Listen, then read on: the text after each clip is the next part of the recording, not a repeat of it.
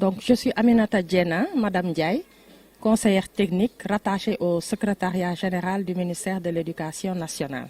En fait, on peut retenir deux grandes choses.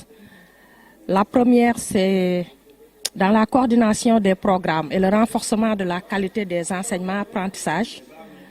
Madame le secrétaire général et son équipe ont voulu accompagner le PROMET pour la mobilisation des ressources pédagogiques destinées aux élèves du moyen secondaire et du secondaire.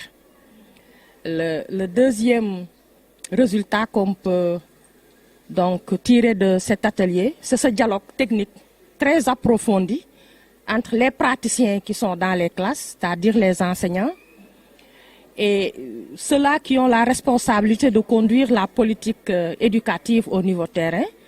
C'est la présence des inspecteurs d'académie ou leurs représentants, mais c'est surtout la présence de l'inspecteur Colli qui représente la coordination des IEF.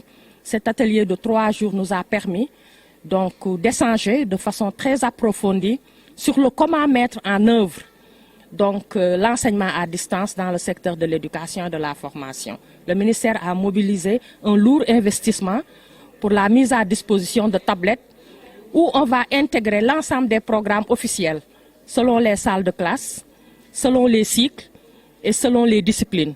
Ce travail a été fait par des experts. Nous nous attendons maintenant à mettre à la disposition de l'autorité ces tablettes témoins validées. Une fois ce processus entamé, ils vont être distribués au niveau école, avec comme finalité unique de renforcer la qualité des apprentissages, mais aussi de renforcer la professionnalisation des personnels enseignants. Je vais laisser le soin à Monsieur le coordonnateur du PROMET y revenir, mais nous avons été invités par les autorités à assurer une planification rigoureuse dans nos Dadjout Souf, mais qu'on planifie de façon rigoureuse parce que ces ressources ont été déjà validées par l'inspection générale de l'éducation et de la formation. Maintenant, qu'est-ce qu'on peut faire en 6 mois ou 7 mois? Ça, on va laisser les techniciens dans leur labo, donc assurer la planification et dérouler aux besoins. Le premier défi, c'est le respect de la recommandation générale. La recommandation générale, c'est de retourner autour des programmes. Nous avons les programmes EBJA, éducation de base des jeunes et des adultes, qui mobilisent l'inspection des DARA, l'Institut islamique et le Centre national des ressources éducatives. Nous avons le programme spécifique au préscolaire, l'élémentaire et le moyen secondaire. Il nous a été demandé d'aller vers ces programmes qui ont la responsabilité de rendre compte devant le Parlement et la représentation nationale des performances du système.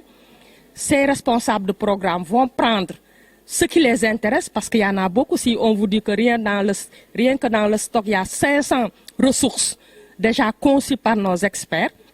Donc on nous demande d'aller vers ces responsables de programme qui vont sélectionner ce qui est faisable pour l'année scolaire 2023-2022 et de mettre en place.